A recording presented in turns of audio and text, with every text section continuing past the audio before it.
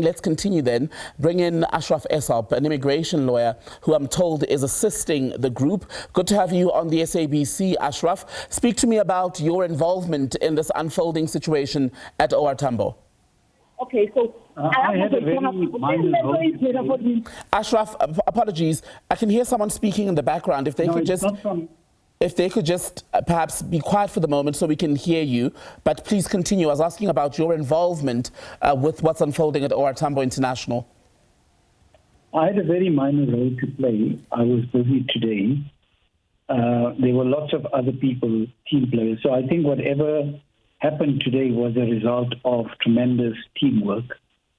I didn't really, participate in anything meaningful. My understanding of this area of the law is very, very limited. Mm-hmm. However, I know one or two things that are extremely important. When an asylum seeker wants to enter the Republic in order to apply for asylum.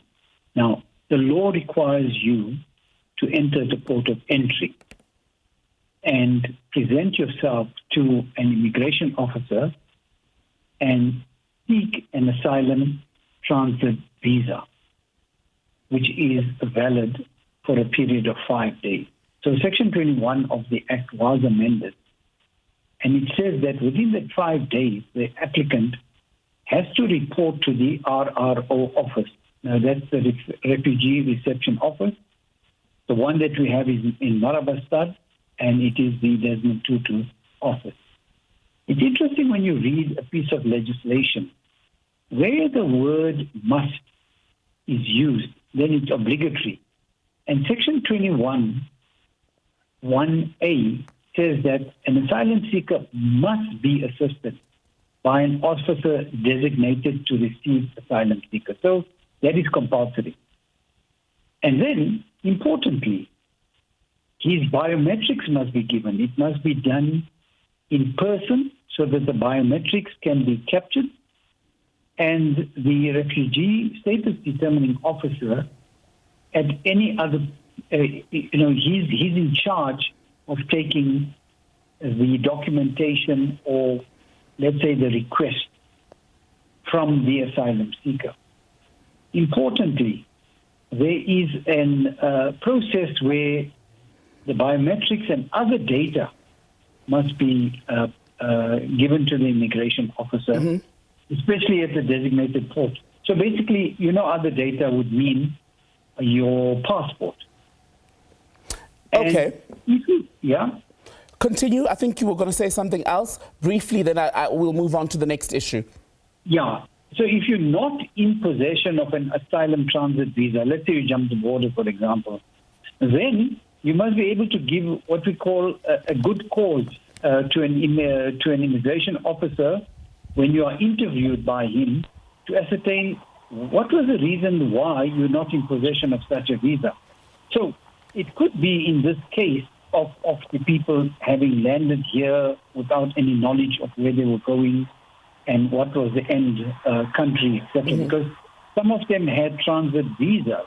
So it's interesting that they were told that you will be able to transit to your final destination, let's say Egypt, for example.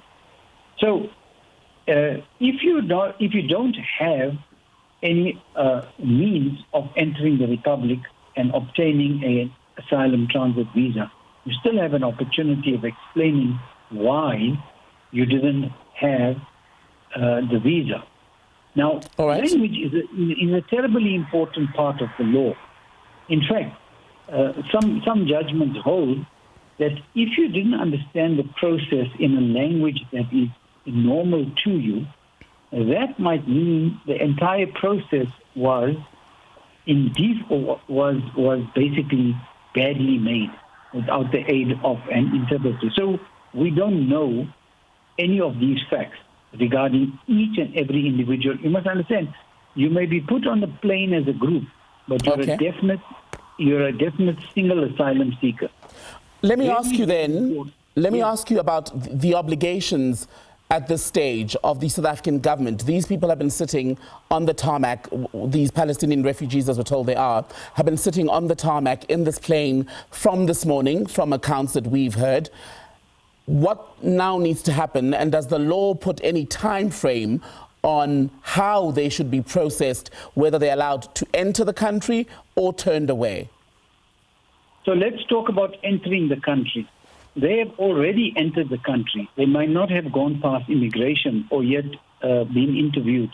In terms of South African law, sitting on the tarmac means you've actually entered the Republic. There was a misnomer some years ago that that was international land and you were excluded from the law. But there's case law to that effect that makes it very, very clear. I think you can look at the Highland versus Cathay Pacific matter.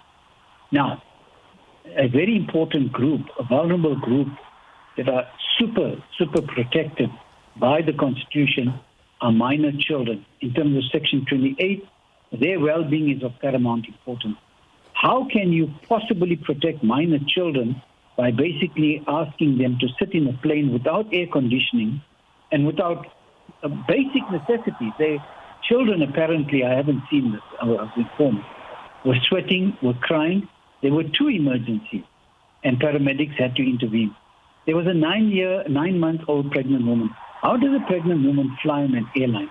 Who's responsible for all of these things? But your question was, what is the obligation of South African government? So the Border Management Authority is in charge of this, and they should be acting in terms of A, the Refugees Act, and B, the Constitution. And am I right in saying that what happens then, where do they go ultimately? Let's say if they are eventually processed and out of OR Tambo, does that then fall on them to basically figure out where they will go to spend the night, what they'll do for food, etc.? Yeah, as Nigel indicated, I think the basic necessities of life have been taken care of by the community. They won't be wandering the streets or, as the previous group did. They were just dropped off, and some of them ended up in very difficult places. But the society is now prepared to assist. And if the PMA acts in terms of the law, they should simply allow these people to be released with an asylum transit visa, and you have 5 days, and make their way to the refugee reception office. Okay. All according to the law, and quite simple to follow. Briefly, you spoke about a community prepared to take them in. What did you notice? Did this community have due notice that they would be arriving today, and that would have allowed perhaps the preparation? No, I have no idea about any of the background. Okay. Thank you very much for your time, sir. Thank you for speaking to us. Ashraf Essop, a lawyer who is familiar with the situation unfolding at OR Tambo regarding a plane load of Palestinians that has arrived, unable to get off the plane, we understand at this stage from what's being reported, because they don't have stamps on their passports. There appear to have been some arrangement to grant them passage according to gift of the givers with government, but here we are nonetheless.